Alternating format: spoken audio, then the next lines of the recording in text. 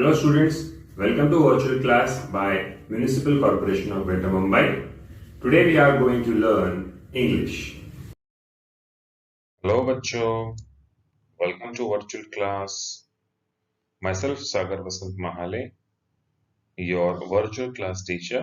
Today I'm going to teach you English of Standard 10. बच्चों इससे पहले हमने बहुत सारे वीडियोस देखे हैं स्टैंडर्ड 10th के इंग्लिश के, हमारे हिंदी माध्यम के, और हमने बहुत से चैप्टर्स पढ़े हैं।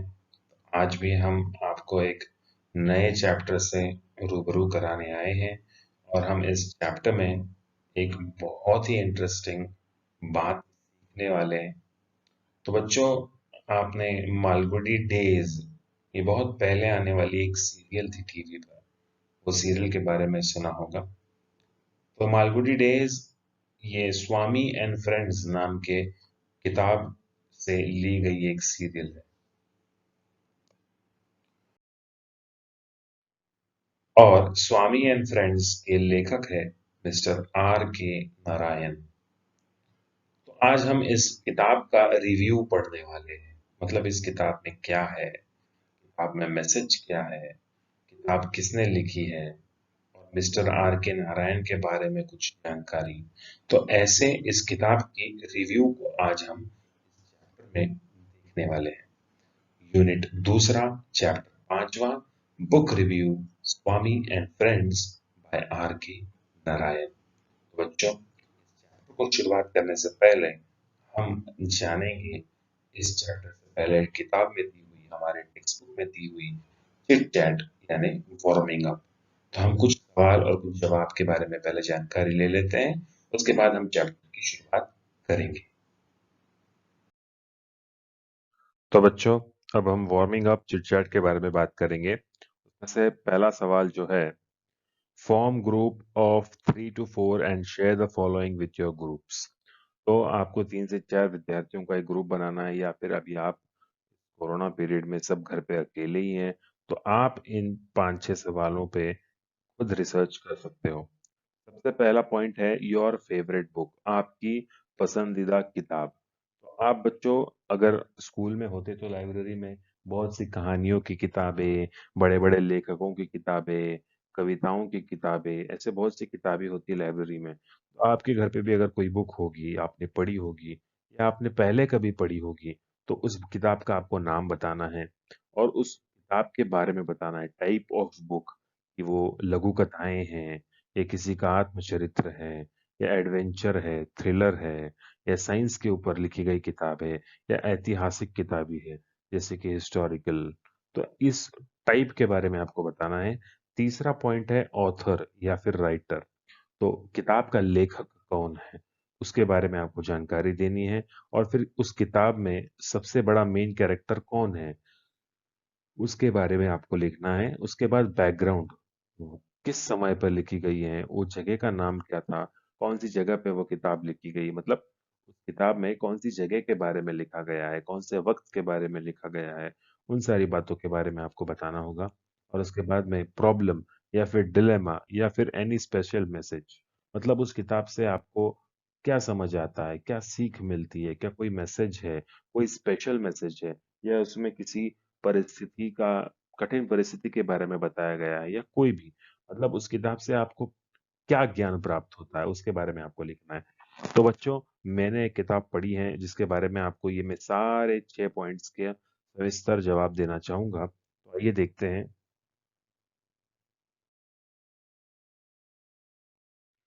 सबसे पहले योर फेवरेट बुक, मेरी सबसे फेवरेट बुक है the story of my experiments with truth.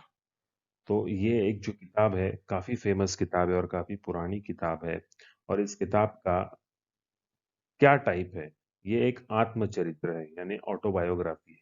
अब इसका लेखक कौन है, ऑथर, तो वो है महात्मा मोहनदास करमचंद गांधी यानी महात्मा गांधी जी, जिनकी ये किताब थी the story of my experiments with the truth. इनमें मेन कैरेक्टर खुद महात्मा गांधी जी हैं। और बैकग्राउंड मतलब इस वक्त और जगह कौन सी है, जगह तो है भारत के विभिन्न जगहों के बारे में इस किताब में लिखा गया है। और वक्त तो आपको सबको पता है कि महात्मा गांधी जी फ्रीडम स्ट्रगल के वक्त ही थे हमारे भारत में, तो इसीलिए वक्त में हम लिखेंगे the freedom struggle in India. Problem या डिलेमा क्या हो सकता है? Gandhi ji was firm believer in truth. He never compromised with truth. This led him to a number of strange and interesting experiences in his personal life and in politics. The dilemma was to stick truth in any circumstances. तो बच्चों, इस किताब से हमें ये सीखने मिलता है कि गांधी जी एक बहुत बड़े सत्यवादी थे, जो हमेशा सत्य में ही विश्वास रखते थे। उन्होंने सत्य के साथ कभी भी समझौता नहीं किया, कभी भी झूठ का साथ नहीं दिया, और इसी सच का साथ देने के वजह से उन्हें अपनी जिंदगी में कई परेशानियां, कई कठिन परिस्थितियों का सामना करना पड़ा, लेकिन आखिर में जीत सत्य की, यानी महात्मा गांधी जी की ही हुई है। उनकी पर्सनल लाइफ के कुछ इंटरेस्टिंग एक्सपीरियंसेस है, उनकी पॉलिटिकल लाइफ के कुछ इंटरेस्टिंग एक्सपीरियंसेस इस किताब में हैं, और जो डिलेमा के बारे में बात करते हैं, यानी इशू क्या है, इसमें मेन बोध क्या प्राप्त होता है? तो बोध यही प्राप्त होता है कि परिस्थिति चाहे जितनी विकट हो, परिस्थिति चाहे जितनी कठिन हो, हमें सत्य का साथ नहीं छोड़ना चाहिए। We have to stick to the truth, यानी सत्य के साथ चिपक के खड़े रहना है, झूठ का साथ नहीं देना है। भले हमारा नुकसान हो, हमें किसी भी प्रकार की परेशानी हो, लेकिन सच का साथ कभी नहीं छोड़ना है। ये इसी किताब से हमें ये ज्ञान प्राप्त होता है। तो मैं एक बार फिर से दोहराऊंगा। Favourite book the story of my experiments with truth. Type of book autobiography. Author और writer Mahatma Gandhi. Main character Mahatma Gandhi. Background place various places in India. Time the freedom struggle in India. Problem or dilemma, Gandhiji was firm believer in truth. He never compromised with truth. This led him to a number of strange and interesting experiences in his personal life and in politics. The dilemma was to stick truth in any circumstances. Circumstances यानी किसी भी हालत में, किसी भी कठिन विकट परिस्थिति में सत्य के साथ जड़े रहना है, सत्य का साथ हमेशा निभाते रहना है। तो आगे बढ़ते हैं नेक्स्ट पॉइंट पे।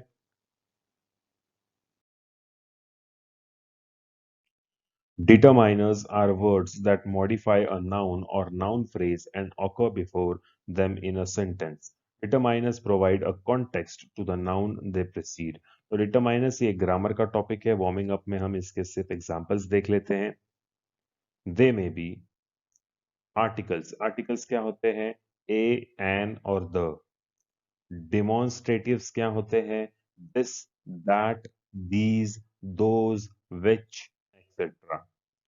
पजेसिव्स क्या होते हैं? My, your, our, their, his, her, etcetera. My friends, ये भी हो सकता है। क्वांटिफायर्स। क्वांटिफायर्स मतलब जिसमें हम क्वांटिटी के बारे में बात करते हैं, लेकिन सही नंबर नहीं बोलते हैं। जैसे हम बोलते हैं ना, थोड़ा, ज्यादा, बहुत ज्यादा, थोड़ा सा, एकदम छोटू सा, ऐसे जो शब्दों का हम इस्तेमाल करते हैं इंग्लिश में, उसे क्या कहते हैं? क्वांटिफायर्स। और वो कौन से शब्द हैं इंग्लिश में? फ्यू, मैनी, मच, मोर, एवरी, ईच, सम, एक्सेट्रा। और आखिरी है न्यूमरल्स, जिसमें हम अंकों को बोलते हैं, जैसे कि 1, 4, 2, 3, 100, 200, पहला, चौथा, दूसरा, तीसरा। उसी तरह से इंग्लिश में हम उसे क्या कहेंगे? 1, 4, 2, 3, 100, 200, 1000, first, fifth, fourth, 100th, etc. So these are all the five main things which are determiners. First is articles, second is demonstratives, third is possessives, fourth is quantifiers, and fifth is numerals. Now let's see ahead. Underline only determiners in the following. तो मैं कुछ आपके सामने वाक्य रखने जा रहा हूं। उन वाक्यों में डिटरमाइनर कौन से हैं, ये आपको मुझे बताने हैं और उन्हें अंडरलाइन करना है। My brother bought a few magazines. तो इसमें अभी डिटरमाइनर्स क्या है? एक माई और एक few. Second, what is your friends name. इसमें डिटरमाइनर्स क्या हो सकता है? योर। तीसरा, which writer was also the president of our country. इसमें क्या हो सकता है डिटरमाइनर? द और our. These are some toys, इसमें क्या हो सकता है? सम और दीज, जो कि डिमॉन्स्ट्रेटिव और क्वांटिफायर दोनों हैं। These toys are new, these जो कि डिमॉन्स्ट्रेटिव है। और छठा, the doctor is an expert dentist and he has many patients. That, ये डेमोन्स्ट्रेटिव है, एन आर्टिकल है और मैनी क्वांटिफायर है।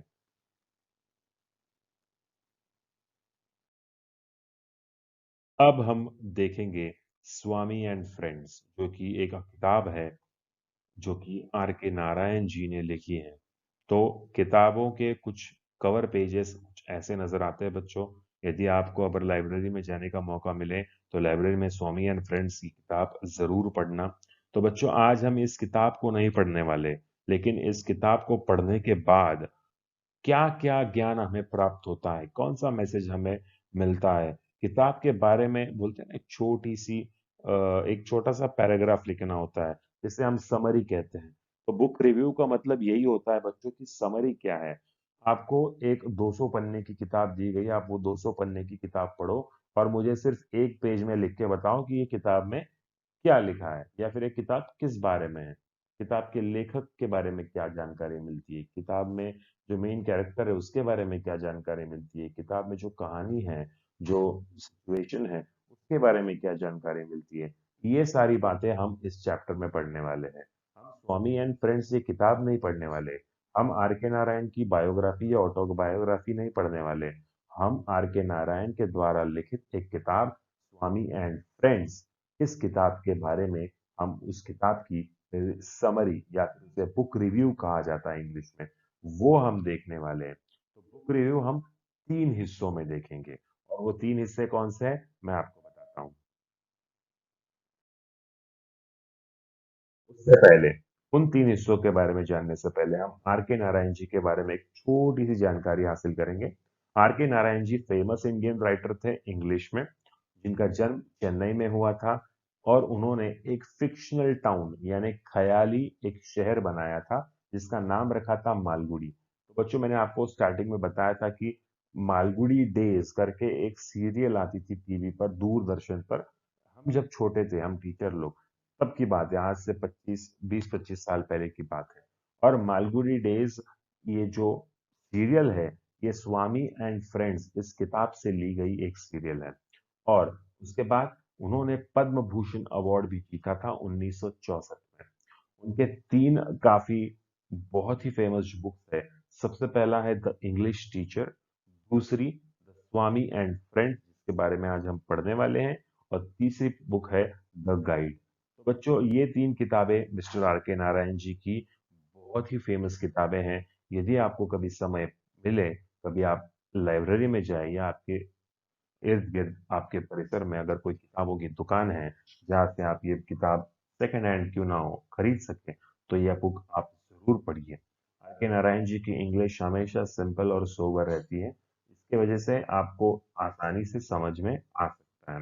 अब हम देखेंगे वो 3 मुद्दे जो हम बुक रिव्यू के बारे में देखने वाले हैं। तो वो 3 मुद्दे कौन से हैं, ये मैं आपको बताता हूँ। We are going to see 3 subtopics in this chapter. तो वो 3 सब टॉपिक्स कौन से हैं? सबसे पहला, a little bit about the book। तो हम बुक के बारे में थोड़ी सी जानकारी हासिल करेंगे। उसके बाद सिग्निफिकेंस ऑफ द बुक, कि ये बुक आखिर इतनी जरूरी क्यों है, इतनी इंपॉर्टेंट क्यों है, और इस बुक का महत्व क्या है, उसके बारे में हम जानकारी लेंगे। और तीसरी बात, अबाउट द ऑथर। अब इसके पहले स्लाइड में हमने ऑथर के बारे में थोड़ी सी जानकारी तो ले ली कि उन्हें पद्म भूषण अवार्ड मिला है, वो चेन्नई में उनका जन्म हुआ है, और वो इंग्लिश के सबसे बढ़िया राइटर है हमारे भारत देश के। ये सारी बातें हमने ऑथर के बारे में जान ली है थोड़ी सी। लेकिन दीर्घ स्वरूप में यानी डिटेल में अगर आपको जानना है, तो आपको मेरे साथ बने रहना होगा इस वीडियो में। और अब शुरुआत करते हैं इस चैप्टर का सबसे पहला सब टॉपिक, जो है little bit about the book. A little bit about the book। Anything I mention about the book can be mistakenly understood as spoilers. So I would rather give a glance into the book without mentioning any events or plots of the story. तो बच्चों, ये जो इस chapter के लेखक है, chapter के, हाँ, स्वामी एंड फ्रेंड्स के लेखक नहीं, वो आर के नारायण जी हैं। तो ये जिस चैप्टर के जो लेखक है, इन्होंने ये किताब पढ़ी हुई है और इस किताब को पढ़ने के बाद उन्होंने ये चैप्टर लिखा है कि इस चैप्टर के बारे में उन्हें क्या सही लगता है, क्या बातें अच्छी लगती हैं और ये चैप्टर हमारे 10th स्टैंडर्ड के सिलेबस में क्यों है। देखो, अगर आपके टेक्स्ट बुक में एक चैप्टर है और वो सिलेबस में है, तो इसका मतलब हमारे जो ऊपर जो बहुत बड़े बड़े टीचर्स हैं, सीनियर टीचर्स हैं, उन्होंने कुछ सोच समझ के ये चैप्टर आपके सिलेबस में दिया होगा। तो इसीलिए बच्चों, ये पहले पैराग्राफ में जो लेखक है चैप्टर के, वो ये कहना चाहते हैं कि अगर आपने ये बुक पढ़ी नहीं है तो आपके लिए स्पॉइलर अलर्ट हो सकता है। अब स्पॉइलर अलर्ट क्या है, इसका मैं एक बेहतरीन एग्जांपल आपको देना चाहूंगा। अब कोरोना के वजह से जो हमारे देश में लॉकडाउन चल रहा है, उसके पहले जब सब कुछ नॉर्मल था, तब बहुत सी नई नई फिल्में थिएटर्स में आती थी। और अगर आपका कोई दोस्त या कोई पड़ोसी थिएटर में जाके मूवी देख के आए और आपको भी वो मूवी बहुत पसंद है, और उसके देख के आने के बाद अगर वो पड़ोसी बच्चा आपको आके सारी कहानियां बताने लगे, तो आप सबसे पहले क्या कहते हो? यही ना कि अरे भाई नहीं नहीं, मुझे कुछ मत बता, मुझे वो पिक्चर देखना है। अगर तूने अभी सारी स्टोरी बता दी तो देखने का मजा नहीं आएगा। तो इसी को कहते हैं स्पॉइलर अलर्ट। कि यदि आप कोई किताब पढ़ते हो, कोई फिल्म देखते हो, कोई वीडियो देखते हो, कोई कविता सुनते हो, अगर वो आपको खुद से लाइव सुनना या लाइव देखना है या लाइव पढ़ना है, तो आपको ज्यादा इंटरेस्ट आता है। लेकिन किसी ने अगर उसके में उसमें क्या होता है ये पहले ही आपको बता दिया, तो आपका मजा किरकिरा हो जाता है। तो इसीलिए इस पहले पैराग्राफ में लेखक हमसे थोड़ा-सा माफ़ी माँगने की कोशिश कर रहा है कि अगर आपने बुक नहीं पढ़ी है तो आपके लिए स्पॉइलर अलर्ट है। लेकिन मैं थोड़ी-सी सारी किताब के बारे में नहीं बताऊँगा, थोड़ी-थोड़ी अच्छी इवेंट्स और अच्छे प्लॉट्स आपको बताना चाहूँगा। तो वो प्लॉट्स क्या है, हम अगले पैराग्राफ में देखते हैं। और अगला पैराग्राफ है, Swami is a mischievous little kid of about 10 years old and living in the era where India was under the British rule. Like most kids of that age, Swami is a kid who cannot stay at one place and absolutely hates school. Even worse, mathematics. School is his absolute nightmare. Anyway, the story unfolds around the happenings of this kid and how he constantly gets into trouble and gets a good beating from his father. तो इस paragraph में हमें ये बात पता चलती है कि स्वामी नाम का एक जो बच्चा है, जिसका किताब के शीर्षक में ही उसका उल्लेख है। सबसे पहला शीर्षक क्या है? स्वामी एंड हिज फ्रेंड्स। तो इसका मतलब हमें ये पता चलता है कि इस किताब का मेन कैरेक्टर कौन है? स्वामी। तो स्वामी के बारे में क्या बताया गया है कि स्वामी एक मिस्chievous छोटा सा बच्चा है, जो 10 साल की उम्र के महज 10 साल की उम्र का है। और वो उस समय की बात कर रहा है, मतलब उस समय का वो बच्चा है जब हमारा भारत देश अंग्रेजों की सरकार के अंडर था, ब्रिटिश रूल के अंडर था। और बाकी बच्चों की तरह स्वामी भी एक ऐसा बच्चा था जो बहुत ही चंचल था और वो एक जगह पे टिक नहीं पाता था। बाकी बच्चों की तरह उसे भी स्कूल जाने से बहुत ज्यादा नफरत थी और सबसे ज्यादा गुस्सा तो उसे गणित विषय का यानी मैथमेटिक्स का आता था। स्कूल तो उसके लिए नाइटमेयर थी। अब नाइटमेयर क्या होता है बच्चों? जो भी एक अनएक्सपेक्टेड हादसा आपके साथ होता है या कभी आप बुरा सपना देख लेते हो, ऐसा सपना कि जो आप कभी भी ना चाहे कि ये सपना सच हो, ऐसे बुरे सपने को या फिर कुछ ऐसे हादसे होते हैं, ऐसे एक्सीडेंट होते हैं जो आपके साथ हो जाते हैं, जो कि आप चाहते हो कि ये मेरे साथ कभी ना हो। ऐसे हादसों को, ऐसी चीजों को नाइटमेयर कहा जाता है। तो स्वामी के लिए स्कूल एक नाइटमेयर थी। मतलब यार ये एक हादसा है स्कूल मेरे लिए, जो जिसमें मुझे कभी नहीं जाना है। Anyway, the story unfolds around the happenings of the kids. तो स्टोरी अनफोल्ड्स मतलब ये जो पूरी कहानी है स्वामी एंड फ्रेंड्स, ये स्वामी और उसके दोस्तों के इर्द गिर्द ही घूमती है। और ये अपनी शरारतें, अपनी नटखटता से पूरे मालगुडी शहर में ही बहुत फेमस होता है। लेकिन इसकी शरारतें देखकर इसे हमेशा अच्छी मार पड़ती है अपने पिता से। He gets a good beating from his father. अगला पैराग्राफ देखेंगे। Swami is a talkative little kid and thinks that his way of facing life, talking himself out of everything, but he does learn the truth the harsh way. As many teens back then, all he wants to do is play under the sun and kick something. स्वामी एक बातूनी बच्चा है, बहुत सारी बातें करता है और वो अपनी तरह से अपनी लाइफ को फेस करना चाहता है। वो अपनी तरह से अपनी लाइफ जीना चाहता है और वो हमेशा अपने आप से बातें करते रहता है कि मैं बड़े होके ये करूँगा, वो करूँगा, ऐसी सारी चीज़ें। But he does learn the truth the harsh way.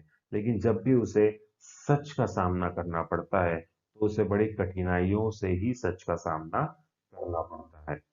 Many teens back then, all he wants to do is play under the sun. Teens का मतलब क्या है? 10 से लेके 18-19 तक की जो उम्र होती है, उस उम्र के जो भी नौजवान बच्चे होते हैं, जैसे कि आप, जैसे कि 7th स्टैंडर्ड से लेके मानो 10th के बाद 12th या 15th तक, मतलब ग्रेजुएशन तक जो भी उम्र होती है, उस उम्र के बच्चों में ज्यादातर चंचलपना बहुत होता है और वो बच्चे ज्यादातर अपने माँ बाप की बातें नहीं सुनते हैं और वो वही करते हैं जो उन्हें करना होता है। तो बाकी बच्चों की तरह, बाकी टीनेजर्स की तरह स्वामी भी एक टीनेजर था, एक छोटा सा बच्चा था। उसे भी दिन भर यही ख्याल आता था कि बस सुबह उठो, नाश्ता करो और खेलने चले जाओ। दोपहर की धूप में बस खेलते रहो और शाम में घर लौटो, खाना खा के फिर सो जाओ, फिर सुबह उठ के खेलने जाओ। किसी भी बच्चे को यही लगता है कि पढ़ाई वढ़ाई ये सब छोड़ो, खेलने दो, टीवी देखने दो, एंजॉय करने दो। यही सब स्वामी की भी इच्छाएं थी। अब देखते हैं आगे क्या हुआ बच्चों। Climb a tree, break something and harass somebody. Harass का मतलब क्या होता है बच्चों? ट्रबल देना, यानी परेशान करना। अनलाइक किड्स टुडे, मतलब आजकल के बच्चों के जैसे नहीं। आजकल के बच्चे को तो मतलब बाहर की खेलकूद की इतनी आदत नहीं होती है, वो घर में ही रहते हैं मोबाइल कंप्यूटर्स वगैरह पे। लेकिन उस जमाने के बच्चे, ब्रिटिश रूल के बच्चे, यानी कि स्वामी और उसके दोस्त, उनको बहुत सी मजा आती थी धूप में खेलना, पेड़ों पर चढ़ना, नदियों के किनारे खेलना, फिर कुछ तोड़ देना और सबको परेशान करना। कुछ ऐसी उनकी शरारतें हुआ करती थी। This in fact was, and in most parts of India still is, the life of a typical boy growing up. तो बच्चों, हमारे शहर में मोस्टली ऐसी चीजें आपको बच्चों में देखने नहीं मिलेंगी, लेकिन आज भी बहुत से भारत देश के हिस्सों में, गांव में, जहाँ पर हम ऐसे बच्चे देखते हैं जिनके पास कोई मोबाइल, कोई कंप्यूटर या कोई ऐसी टेक्नोलॉजी वाली चीजें नहीं होती है। वो तो बस बाहर दिन भर खेल के अपना मनोरंजन खुद ही कर लेते हैं। The life of a typical boy growing up. Technology isn't big in a kid's life. All they want is to play havoc. तो स्वामी और उनके दोस्तों में टेक्नोलॉजी कोई बड़ी बात नहीं थी और तभी कोई टेक्नोलॉजी थी भी नहीं। तो इसीलिए उनके लाइफ में ये सारी चीजों से ज्यादा उनको बाहर खेलना, लोगों को परेशान करना, शरारतें करना, मस्ती करना, ये सारी चीजें बहुत ज्यादा पसंद थी। All they want is to play havoc. Play havoc means what? Prevent normal function and cause damage. मतलब जो नॉर्मली चीजें होती है उनको थोड़ा सा डैमेज करना। मतलब फॉर एग्जांपल कोई किसान खेत में काम कर रहा है तो उसकी कोई चीजें है, उसकी चीजें छुपा देना या कुछ और मस्ती करना, मतलब किसी ना किसी को परेशान करना, यही स्वामी का उद्देश्य हुआ करता था। In what veg is Swami a typical boy in his growing years? तो ये सवाल हमसे लेखक पूछ रहे हैं कि स्वामी एक टिपिकल बॉय होने के साथ साथ उसके बढ़ती उम्र में वो कैसा था। और इस रिगार्ड में मिस्टर आर के नारायण, जो कि इस किताब के लेखक है, वो बहुत ही डीप चले जाते हैं स्वामी के 10 ईयर्स के जो उसका बच्चा है, स्वामी 10 साल के बच्चे की दिमाग में क्या बातें चलती होगी, इसको एक्सप्लिसिटली एक्सप्लेन किया है। अब एक्सप्लिसिटली का मतलब क्या है? प्लीजिंग मैनर, मतलब ऐसे नहीं कि वो उसकी शरारतों को उन्होंने ऐसे नहीं दिखाया कि लोग स्वामी से नफरत करने लगे किताब पढ़ते वक्त। उन्होंने प्लीजिंग तरीके से स्वामी के बचपन के बारे में सारी चीजें एक्सप्लेन की है, ताकि शरारतें करने के बावजूद भी स्वामी के प्रति पढ़ने वाले के मन में प्यार बना रहे। How he thinks and what his perspective of the world is. Perspective का मतलब क्या होता है? ओपिनियन, पॉइंट ऑफ व्यू, देखने का नजरिया। तो उस 10 साल के बच्चे यानी स्वामी का दिमाग कैसा था, वो शरारतें कैसी करता था और दुनिया को देखने का उसका नजरिया क्या था, ये सारी बातें स्वामी एंड फ्रेंड्स इस किताब में समझाई गई है। The reader does feel like Swami and gets very attached with the character as the story progresses. That's the magic of Narayan. जो पढ़ने वाला व्यक्ति होगा, रीडर, ये जब ये किताब पढ़ेगा, उसे ऐसा महसूस होगा कि स्वामी उसी का कोई रिश्तेदार है या कोई एकदम नजदीकी दोस्त है। इतनी अच्छी तरीके से ये किताब लिखी गई है कि कोई भी पढ़ने वाला हो, अगर वो मन लगा के पढ़ रहा है ना, तो वो स्वामी के साथ अपना एक अटैचमेंट बना लेगा और ऐसा सोचेगा कि स्वामी की ये जो स्टोरी है, ये उसी के सामने पूरी हुई है और वो इसी उसी स्टोरी का हिस्सा है, ऐसा फील होने लगता है। और यही मैजिक है आर के नारायण जी का। तो ये तस्वीर जो आप देख रहे हैं, ये स्वामी एंड हिज फ्रेंड्स, जो आर के नारायण द्वारा लिखित एक बुक है, उसके ऊपर एक सीरियल आया करती थी कुछ सालों पहले, जिसका नाम था मालगुडी डेज। तो ये मालगुडी डेज में इस बच्चे ने स्वामी का किरदार निभाया है। तो यकीनन अगर आपको स्वामी एंड फ्रेंड्स के बारे में जानने की उत्सुकता है, क्यूरियोसिटी है, तो आप यूट्यूब पे मालगुडी डेज के एपिसोड्स देख सकते हो या फिर आर के नारायण की किताब भी ऑनलाइन पढ़ सकते हो। आइए बढ़ते हैं आगे। अब दूसरा मुद्दा, सिग्निफिकेंस ऑफ द बुक। किताब का इंपॉर्टेंस या किताब का सिग्निफिकेंस क्या है। Swami and Friends by R.K. Narayan is not merely an interesting read that could be enjoyed from top to bottom, but the work attributes a lot of literary values even if it is a teen book. तो स्वामी and Friends ये जो किताब है are K Narayan द्वारा लिखित, ये interesting read ही नहीं है, मतलब पढ़ने के लिए इंटरेस्टिंग ही नहीं है, इसमें बहुत सारा एंजॉयमेंट भी है फ्रॉम टॉप टू बॉटम। लेकिन इसमें जो वर्क एट्रीब्यूट्स है, वो लिटरेरी वैल्यूज के साथ हमें काफी कुछ सिखाता है। लिटरेरी वैल्यूज का मतलब क्या होता है?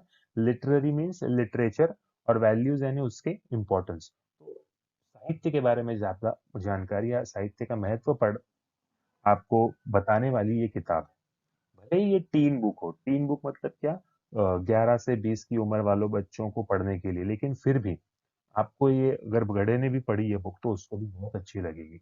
Swami and Friends is a good read for the kids and teens alike. Also, the book is widely used in the Asian continent as a study text for the students who study literature as a subject at Swami and Friends by RK schools. This does not mean that the book is filled with heavy grammar and technical jargon. अब technical jargon का मतलब क्या होता है? Technical jargon means words used by particular professionals that others fail to understand. कुछ ऐसे शब्द जो पर्टिकुलर प्रोफेशनल होते हैं ना, वही यूज करते हैं और बाकी लोगों को वो वर्ड समझ नहीं आते। Actually the truth is in contrary to this. Swami and Friends ये जो किताब है, ये बच्चों के साथ साथ बड़ों के लिए भी बेहतरीन किताब है।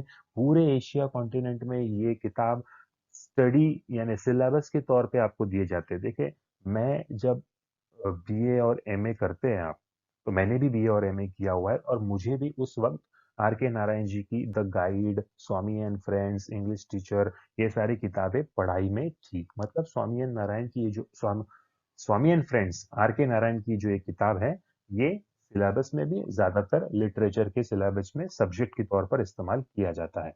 इसका मतलब ये नहीं है कि ये बुक ज्यादा ग्रामर और टेक्निकल जार्गन से भरा हुआ है, ये गलत है। एक्चुअली उसमें सिंपल इंग्लिश यूज किया है और काफी हद तक 99% लोगों को समझ आए ऐसी इंग्लिश का ही इस्तेमाल किया है। Swami and Friends is written in such simple English, it is hard to imagine that it is a work of such a literary genius like R.K. Narayan. The English used in the book is both plain and simple, without any troubling words for the kids, also the use of simple. जैसे कि मैंने आपको कहा बच्चों, स्वामी and Friends ये जो किताब है, ये ऐसे लगता ही नहीं कि इतने बड़े महान लेखक आर के नारायण जी ने लिखी है, क्योंकि उसकी इंग्लिश इतनी प्लेन है, इतनी सिंपल है कि बच्चे से लेके बूढ़े तक कोई भी आसानी से वो किताब पढ़ सकता है। कोई भी आसानी से वो किताब पढ़ सकता है। Also the use of simple and short sentences aids to the simplicity of the book. Simple और छोटे छोटे वाक्य है, वो बुक की सादगी बताते हैं। सादगी यानी सिंप्लिसिटी, मतलब ज्यादा कुछ हैवी नहीं, ज्यादा कुछ भारी नहीं, एकदम simple. It is mentioned in the description that the book is about a mischievous 10-year-old Indian boy, and some parents may be concerned about the influence this will have on their already mischievous children. But the book is as such that it encompasses the mischief of the kids in a view of the kid which is harmless and pure in his perspective।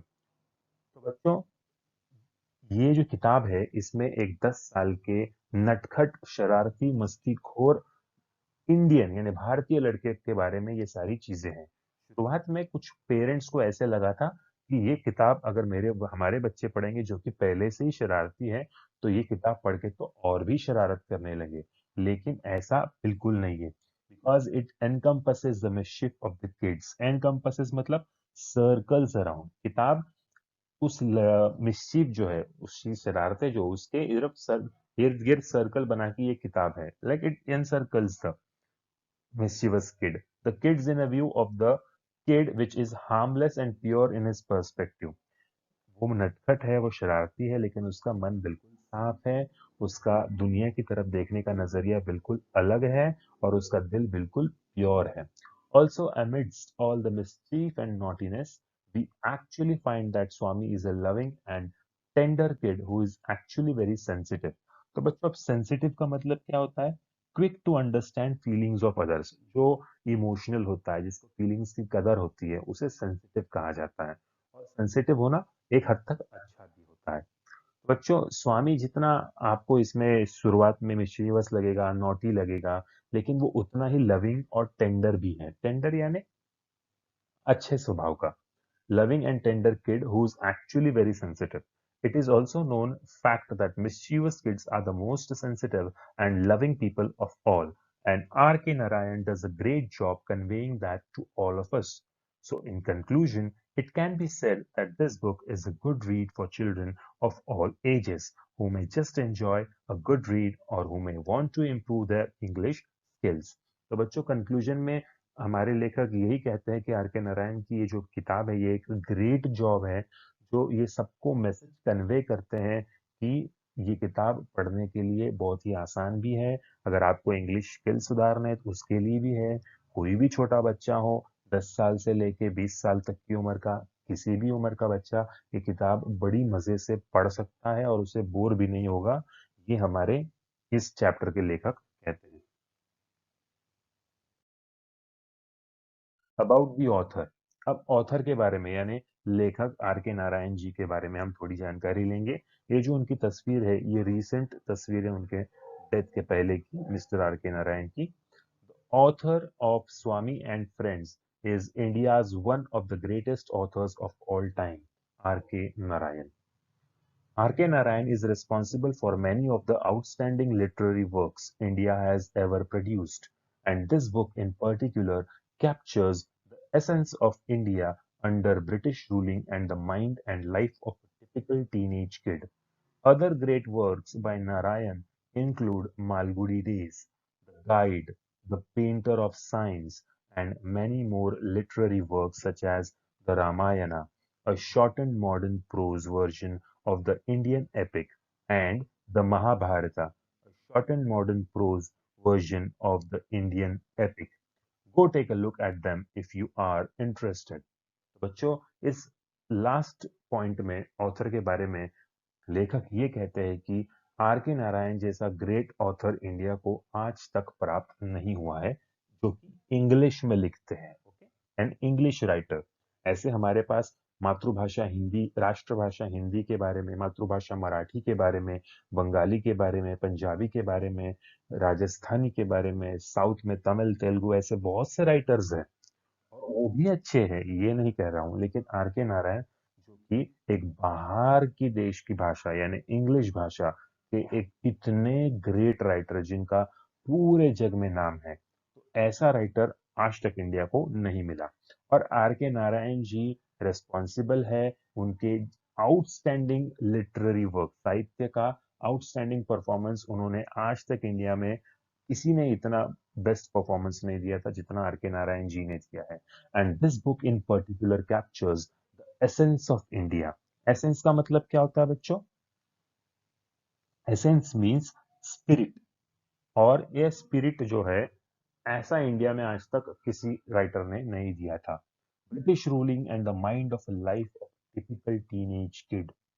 तो बच्चों, British कालीन युग में एक 10 साल के छोटे बच्चे का दिमाग किस तरीके से उन्होंने इस बुक में एक्सप्लेन किया है, ये तो आपको पढ़ने के बाद ही पता चलेगा। मैं आपको कितनी भी अच्छी बातें बताऊं, लेकिन आप उतना इंटरेस्ट नहीं लेंगे जब तक आप एक्चुअल में स्वामी एंड फ्रेंड्स बुक पढ़ते नहीं हो। तो आर के नारायण जी के कुछ और भी किताबें हैं, कुछ टीवी सीरियल्स जैसे है Malgudi days, the guide, the painter of science and many more literary work such as, उन्होंने रामायणा और द महाभारता भी लिखा था, जो कि एक short and modern prose version of the Indian epic है। ओरिजिनल रामायण, ओरिजिनल महाभारत बहुत पहले लिखा गया था, लेकिन उन्होंने इसको मतलब बोलते हैं ना, रीराइट किया है short and modern prose version में। और अगर आपको इसमें इंटरेस्ट है तो आप उन्हें पढ़ सकते हैं। थैंक यू स्टूडेंट्स, मैं उम्मीद करता हूँ आपको ये बुक रिव्यू समझ आया होगा। मिलते हैं अगले वीडियो में एक नए चैप्टर के साथ, तब तक धन्यवाद।